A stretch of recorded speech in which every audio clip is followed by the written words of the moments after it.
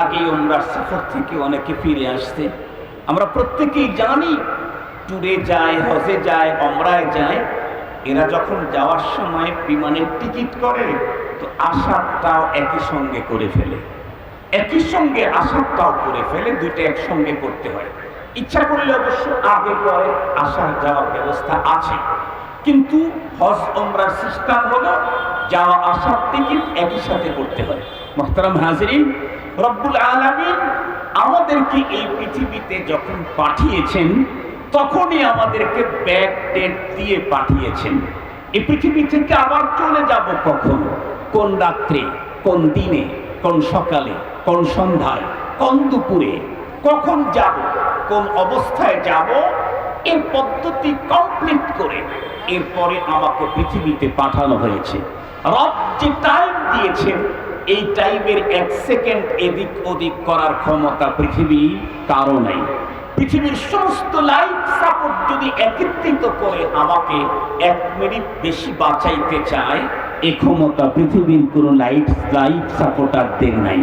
পৃথিবীর সব পারমাণবিক বোমা যদি শুধু আমার উপরেই ফেলে, আমাকে হত্যা করার জন্য, মেরে ফেলার জন্য, কসম আল্লাহর, রবের দেওয়া নির্ধারিত টাইমের 1 সেকেন্ড আগে পৃথিবীর কেউ আমাকে মারতে পারবে না, আমি নিজেও মরতে পারবো না। পৃথিবীর কেউ আমাকে মারতেও পারবে না, আমি আগুন লাগায়া গাড়ির নিচে মাথা দিয়ে সুইসাইড করবো, আত্মহত্যা করবো, হবেই না। রবের টাইম যখন তখন আমার মরণ হবে, এর আগে হবে না। কেউ মারতে পারবে না, আমি নিজেও মরতে পারবো না। তবে রব আমাকে যে টাইম দিয়েছেন সেই টাইমে আমাকে যেতে হবে। মুহতারাম হাজিরিন, চলে যাওয়ার পরে কোথায় আপাতত কিছুদিন লাশটা কোথায় থাকবে এই ব্যবস্থা করার জন্যই তো গণকবরস্থান। মুহতারাম হাজিরিন, খুব ভালো করে কথাগুলি বুঝবেন। তো যেতে তো হবেই পরপারের জগতে। ওই জগৎ তো অত্যন্ত ভয়ঙ্কর, সিরিয়াস ভয়ঙ্কর। একজন কবি বড় চমৎকার বলেছেন, আপনি যদি সারা জীবনের ওয়াজ মনে নাও রাখেন, শুধু 2টা কবিতাই যদি মনে রাখেন আর এই কবির কবিতাকে ধরে যদি পথ চলেন, পরপারের জীবনের সফলতা আপনার কদম চলতে থাকবে।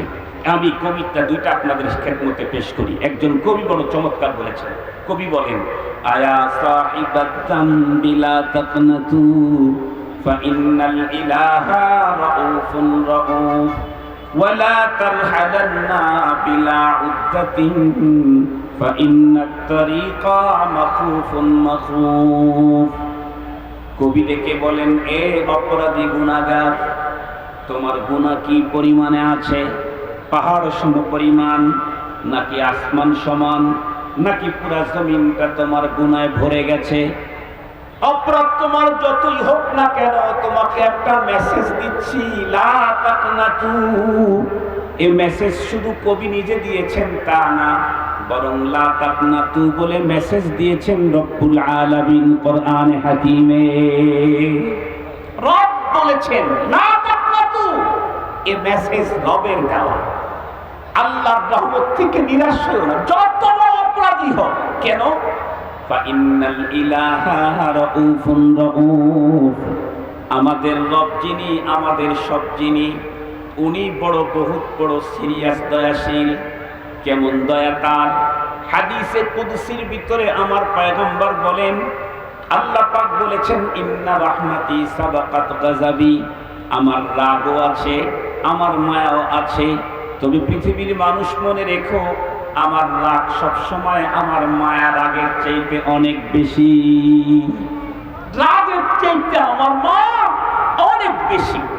এই কারণে দেখেন না, আমরা অনেক সময় ছেলে পেলেদেরকে শাসন করার জন্য ভুল করেছে, আগামী দিনে যাতে না করে এজন্য 2টা থাপ্পড় লাগায় দিয়েছে।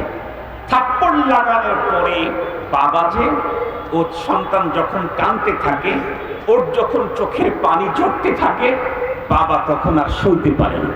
কিন্তু মাত্রই চট দিয়েছে, এখন ছেলেকে বাবা কোলে নিতে চাইলে ছেলে আসবে না। আর তাছাড়া এই মুহূর্তেই কোলে নেওয়াটা, ওই শাসনটা দীর্ঘায়িত হবে না। এজন্য বুদ্ধিমানের বাবার কাজ হবে হলো, যেহেতু আমি এখন ওকে থাপ্পড় দিয়ে শাসন করেছি, এখনই আমি ওকে আদর দেব না। এখনই আদর দিলে এই শাসনটা কার্যকরী হবে না। কি করতে হবে? আমার ছোট ভাই আছে, না হয় আমার ছেলে আছে, না হয় আমার বোন আছে, তাদেরকে বলবো যে দেখতেছিস না ও কাঁদতেছে, একটু কোলে নিতে পারলি না? প্রয়োজনে নিজের পকেট থেকে 50 টাকা বের করে ছোট ভাইকে দিয়ে বলি ওর একটু কোলে করে নিয়ে দোকানে নিয়ে যায়, আইসক্রিম কিনে দে। থাপ্পড় দিল কে? আমি। আবার আইসক্রিম কিনে দেওয়ার ব্যবস্থা কে করলো? কথা বলেন না কেন ভাই? আমি। কোলে উঠানোর জন্য আমি আর একজনকে ধমক দিলাম, আমি এ কাজ করলাম। কেন? বাবা তো আমি, তাই আমার অন্তরে খুব মায়া। সন্তানের চোখের পানি আমি সইতে পারি না, সন্তানের বিলাপ আমার কলিজা সহ্য হয় না। পৃথিবীর সমস্ত বাবা কেন, পৃথিবীর সমস্ত মানব দানব যত হায়াত যাওয়া আছে সবগুলির মায়া এক জায়গায় করলে 1% হবে। এই রকমের 99% মায়া আল্লাহ তার নিজের কাছে রিজার্ভ করে রেখেছেন আমাকে আপনাকে করার জন্য। সারা দুনিয়ার যত প্রাণী আছে সবার অন্তরে আছে 1%, আর 99% রেখে দিয়েছেন রব আমাকে মায়া করার জন্য। খুব ভালো করে বুঝবেন। এ কারণেই তো হাদিস ভালো করে বোঝার চেষ্টা করেন। এ কারণেই তো রব্বুল আলামিন আমাদেরকে কখনো দুঃখ দেন, কখনো ধাক্কা দেন, কখনো কষ্ট দেন, কখনো আঘাত দেন, কখনো সম্পদ, কখনো সন্তান, কখনো সম্মান হানি করেন। কে? রব। এটা করার পরে আমি অ্যাক্সিডেন্ট করার পরে যখন খুব কান্না করতেছি, আমার সম্পদ খোয়া যাওয়ার পরে খুব কান্না করতেছি, রব আমার সম্পদ খোয়া দিয়েছেন কেন? আমাকে শাসন করলেন। কোরআনে হাকিম আল্লাহ তাআলা বলেন وَلَنُذِيقَنَّهُم مِّنَ الْعَذَابِ الْأَدْنَىٰ دُونَ الْعَذَابِ الْأَكْبَرِ لَعَلَّهُمْ يَرْجِعُونَ। আল্লাহ পাক বলেন বড় বড় পানিশমেন্টের আগে স্যাম্পল ছোটখাটো পানিশমেন্ট আমি বান্দাদেরকে দিই যাতে করে আর কখনো অপরাধের দিকে না অগ্রসর হয়। খুব ভালো করে বুঝবেন। তো আমি যখন কষ্ট পেয়ে দুঃখ পেয়ে যখন কান্না শুরু করছি, আমার রবের তো আর ভালো লাগতেছে না। এই জন্য রব কি করলেন? রব তার রাসূলকে দিয়ে আর একজনকে বলে দিলেন কি, আমি ওরে অসুস্থ বানাইছি, তুমি ওকে দেখতে যাও, তুমি ওকে দেখতে যাও। শরীয়ত সিস্টেম করে দিলেন ইয়াদাতুল মারিজ, অসুস্থকে দেখভাল করা একজন মুসলমানের হক আর একজন মুসলমানের প্রতি। আমি একজন অসুস্থ মানুষকে ওয়ান টাইম দেখতে যাব অল্প সময়, তাতে রব আমাকে কি দিবেন? হাদিসে পাকের মধ্যে এসেছে মা মিন মুসলিমিন ইয়াউদু মুসলিমান গাদওয়াতান, একজন মুসলমান আর একজন মুসলমানকে যদি এক সকাল এক সন্ধ্যার কিছু টাইম সেবা সুস্থ করার জন্য যায়, ইয়াদতের জন্য যায়, তাহলে 70,000 ফেরেশতা যে দেখতে গেল তার জন্য আল্লাহ রিজার্ভ করে দেয়। এই 70,000 ফেরেশতা সন্ধ্যা পর্যন্ত যে রোগীকে দেখতে গেল, রোগীর জন্য না, যে দেখতে গেল তার মাগফিরাতের জন্য আল্লাহর কাছে অবিরাম দরখাস্ত দিতে থাকে।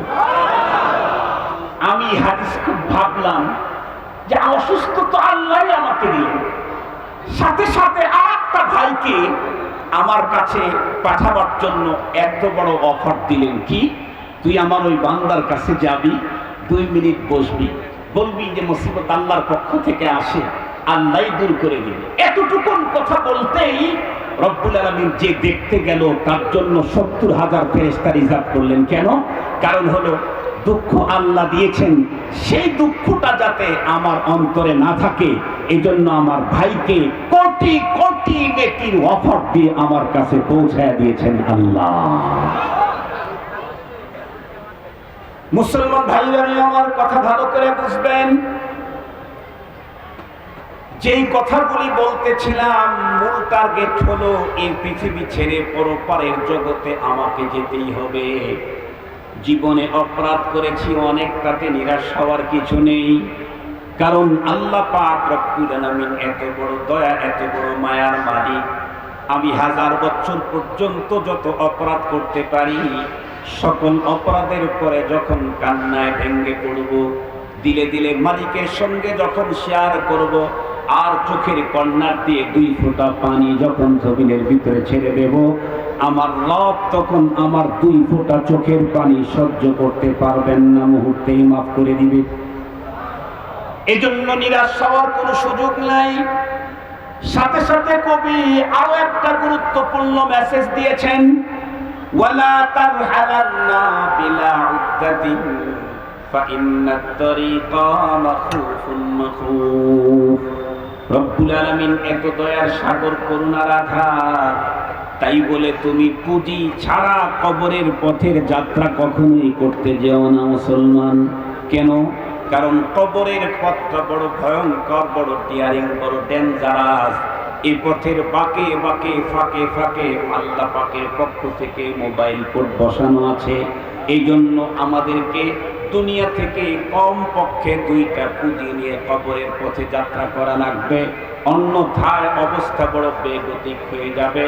যে 2 পুঁজির কথা বলেছেন রব্বে কারীম কোরআনে হাকিমের ভিতরে আল্লাহ পাক নিজেই বলেন, ইন্নাল্লাযীনা আমানু ওয়া আমিলুস সালিহাতি কানাত লাহুম জান্নাতুল ফিরদাউসি নুজুলা খালিদিনা ফিহা লা ইয়াবগুনা আনহা হিওয়ালা। রব্বে কারীম বলেন 2টা পুঁজি, টোটাল লাইফে শুধু 2টা পুঁজি তুমি যদি অর্জন করতে পারো, এই 2 পুঁজি নিয়ে যদি কবর পথে রওনা করো, খুব ভালো করে বুঝবেন, পুঁজি 2টা যদি কমপ্লিট হয়, বড় সুন্দর হয়, তাহলে খুব ভালো করে বুঝবেন কোরআনে হাকিমে আর এক জায়গায় আল্লাহ বলেন, তাহলে কবর পথের যাত্রা করতেই সুসংবাদ আর সুন্দর ঘোষণা আমার কানে একের পরে এক আসতেই থাকবে। যেমনটি আল্লাহ পাক বলেন, ইন্নাল্লাযীনা ক্বালু রাব্বুনাল্লাহ সুম্মা ইসতাকামু তাতানাজ্জালু আলাইহিমুল মালায়েকা আল্লা তাখাফু ওয়া লা তাহজানু ওয়া আবশিরু বিল জান্নাতিল্লাতী কুনতুম তুআদুন। খুব ভালো করে বুঝবেন, যতদূর পর্যন্ত মাইকের আওয়াজ যায় খুব ভালো করে বুঝবেন।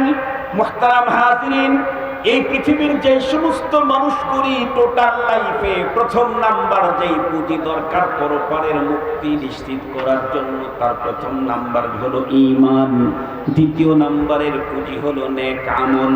পৃথিবীর যেই মানুষগুলি তাদের ঈমান পরিপূর্ণ পাক্কা কমপ্লিট করেছে, মুস্তাকাম মজবুত করেছে, যারা বলেছে আমার রব আল্লাহ, তুফান আসছে, সাইক্লোন এসেছে, ঘূর্ণিঝড় এসেছে, আক্রমণ হয়েছে, জেল হয়েছে, জুলুম হয়েছে, ফাঁসি হয়েছে, এরপরেও রব্বুল আল্লাহর স্লোগান থেকে এক পা পিছিয়ে যায় নাই। রব্বুল আলামিন বলেন, এই স্লোগানটি নিয়ে যেই মানুষগুলো মৃত্যুর দ্বার প্রান্ত পর্যন্ত পৌঁছে যাবে, মৃত্যুকালীন সময়ে যেই ফেরেশতা তার জান কবজ করার জন্য আসবে, সেই ফেরেশতাই ওই লোকের সঙ্গে তার জান কবজ করার আগে তার সঙ্গে হৃদ্যতা তৈরি করবে, আন্তরিকতা গড়ে তুলবে, বন্ধুত্ব তৈরি করবে। জান কবজ করতে এসে মালাকুল মউত ওই লোকটাকে, ইমানদারকে দেখে বলবে, দোস্ত তোমার কোনো ভয় নাই, পেরেশানি নাই, কারণ আমি তোমাকে এখান থেকে এমন একটা জায়গায় নিয়ে যাব যেই জায়গা এর চাইতে কত উন্নত তুমি ভাবতেও পারো না। যে ফেরেশতা আমার জান কবজ করতে আসছে, সে এসে আমার সাথে হৃদ্যতা করবে, সে আমার সাথে বন্ধুত্ব গড়ে তুলবে, সে আমাকে অফার, অনেক বড় বড় অফারের কথা বলবে, সে আমাকে, আমার সঙ্গে সে মহব্বত তৈরি করবে, সে আমাকে বলবে ভয় নেই, পেরেশানি নাই। কততলা বিল্ডিং রেখে যাচ্ছ তুমি, কততলা? কি বার্জাল খলিফার মালিক তুমি?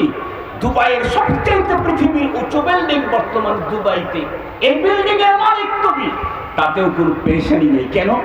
তোমার জন্য যেটা রেডি করা হয়েছে সেটা আর কি বলবো, তোমার ওই বিল্ডিং এর সবকিছু দিয়ে তোমার জন্য যে বিল্ডিং তৈরি করা হয়েছে, সেই বিল্ডিং এর একটা শিকলের দামও হবে না। কিতাবের ভিতরে এসেছে, কোন কোন ইমানদার দীর্ঘদিন দুনিয়াতে থাকার কারণে দুনিয়া থেকে তার দিল চলে যেতে চায় না। আজরাইল আলাইহিস সালাম জান্নাতের সুসংবাদ যতই সুন্দর ওয়াজ করে, তারপরও দিলটা বের হতে চায় না। রব্বুল আলামিন তখন মালাকুল মউতকে দেখে বলেন, এই ওয়াজ শোনায় লাভটা কি? চোখের মাঝখানে আর জান্নাতের মাঝখানকার পর্দাগুলা খুলে দে, আমার বান্দাকে মৃত্যুর আগে তার জান্নাতের ঠিকানাটা দেখায় দেয়। এই লোকটি তখন মৃত্যুর আগে জান্নাতের যখন দৃশ্যগুলি দেখে এমন একটা হাসি দেয়, এই হাসিতে এই সুযোগী মালাকুল মউত তার আত্মাটা বের করে ফেলে। সে লাশ, তাকে গোসল করাচ্ছে কিন্তু এখনো চেহারাতে হাসি আছে। তাকে কাফন পরায়া দিয়েছে, এখনো তার চেহারায় হাসি আছে। তার ফ্যামিলির প্রতিটি মানুষ কান্না করছে, তার লাশ কাঁধের উপরে বহন করে নিয়ে যাচ্ছে, তখনও তার মুখে হাসি আছে। কবরে নামাবার পর যখন তার মাথার দিকের মরণটা খুলে দিল, সবাই 3 মুঠ করে মাটি দিচ্ছে, তখনও লোকটার মুখে হাসি আছে। কিসের হাসি? কেন হাসি? এ হাসি তো দুনিয়ায় যেই জায়গায় ছিল তার চাইতে যেখানে যাওয়ার জন্য আজরাইল আলাইহিস সালাম দেখাইছেন, ওই দেখে খুশির হাসিতেই হেসে চলে যাচ্ছে। এজন্য লাগবে কয়টা পুঁজি যেন? কথা বলেন না, কয়টা পুঁজি? কবরস্থান তৈরি করলাম, কিন্তু সেই কবরের জগতে গিয়ে যদি আগুন জ্বলে তাহলে তো লাভ হলো না। কথা বলেন না কেন ভাই? কবরস্থান তৈরি করলাম, ওই কবরে গিয়ে যেন আমি হাসতে পারি, ও কবরে যেন আমার শান্তির ঘর হয়। এই জন্য কিছু করণীয় আছে। 2টা পুঁজির কথা কোরআনের এক আয়াতে আল্লাহ তাআলা বলেন। এই 2টা পুঁজি যার কাছে আসে, সে প্রাইম মিনিস্টার যদি হয় তার কোনো পেরেশানি নেই, সে যদি উকিল হয় তারও কোনো পেরেশানি নেই, সে যদি বিরোধী দলীয় নেতা হয় তারও কোনো পেরেশানি নেই, সে যদি কোনো দলের নেতা কর্মী কিচ্ছু না হয় তাতেও কোনো পেরেশানি নেই, সে যদি স্টেটলেস হোমলেস, ঘর নাই, বাড়ি নাই, ঠিকানা নাই, পরিচিতি নাই, কেউ তারে না চিনে, কিন্তু তার কাছে আছে সেই মহাসম্পদ 2টা, একটা হলো ঈমান আর একটা হলো নেক আমল, তাহলে তার কোনো পেরেশানি নেই। তার প্রথম নাম্বারটার নাম কি বলেন? একটু জোরে বলেন নাকি? আরো একটু জোরে বলেন। মুহতারাম হাজিরিন, ঈমান আছে তো আমাদের? পুঁজি তো 2টাই লাগবে, তার মধ্যে প্রথমটা ঈমান। ঈমান কি আছে? ভালো করে বুঝবেন, অত সহজ না। আছে বলা যত সহজ, ঈমান দেখানো অত সহজ না। আমি আপনাদেরকে একদম ছোট্ট একটা কথা বলবো, আপনারা বাসায় গিয়ে ভাববেন যে আমার ঈমানের কন্ডিশনটা তাহলে কি? আমি তো হাজী সাহেব 10 বার হজ করছি, আমি তো 25 বার উমরা করছি, আমি তো মসজিদের মোতাওয়াল্লি, আমি তো মাদ্রাসা শেখুল হাদিস, আমি তো তরিকতের পীর, সব ঠিক আছে, কিন্তু ঈমানও কি আমার ঠিক মতো আছে কিনা, এটাকে সহজে বুঝবার জন্য একটা ছোট্ট প্রেসক্রিপশন, একটা টিপস আপনাদের খেদমতে বলি। আপনারা বলেন তো দেখি, একজন মানুষ তার নামাজকে সহিশুদ্ধ করতে চাইলে নামাজের আগে কিছু ফরজ আছে না ভাই? নামাজের বাহিরে ভিতরে কত ফরজ? কত বলেন? নামাজের বাহিরে ভিতরে কত ফরজ? নামাজের আগে যে ফরজগুলি আছে তার মধ্যে একটা হলো কাপড় পবিত্র হওয়া। কাপড় কি হওয়া? এটা একটা ফরজ তো। এখন ধরেন কাপড়টা পবিত্র করতে চাইলে কি করা লাগে? ডাব সাবান দিয়ে ধুতে হয়? না না, এই কাপড়টাকে পবিত্র করতে চাইলে ধরেন দুনিয়াতে 10 আইটেমের অপবিত্রতা আছে, যেমন মানুষের পেশাব, মানুষের পায়খানা, মানুষের শরীরের পুজ, পানি, মানুষের শরীরের ব্লাড, এই জাতীয় অনেক 10টা আইটেম ধরেন দুনিয়াতে 10 আইটেমের নাপাকি আছে। এই সবগুলা থেকে যদি এই কাপড়টা সেফ থাকে তাহলে কাপড়টা পবিত্র। ভালো করে বুঝবেন কথা। অপবিত্র হওয়ার জন্য কি এই 10টাই লাগতে হবে, না 10টার যে কোনো একটা লাগলে অপবিত্র হবে? একটা লাগলেই? কথা বলেন না কেন? 10টাই লাগতে হবে, কমপক্ষে 5টা না একটা? একটা লাগলে পুরাটা অপবিত্র। মনে রাখবেন, একজন মুমিন হতে চাইলে, ঈমানদার হতে চাইলে কোরআনে পাকের বিসমিল্লাহর বা থেকে সূরা নাসের সিন পর্যন্ত টোটাল কোরআনের উপরে অবিচল আস্থা এবং পূর্ণাঙ্গ বিশ্বাস স্থাপন করতে হবে, তাহলে সে মুমিন। কিন্তু কাফের হওয়ার জন্য, বেঈমান হওয়ার জন্য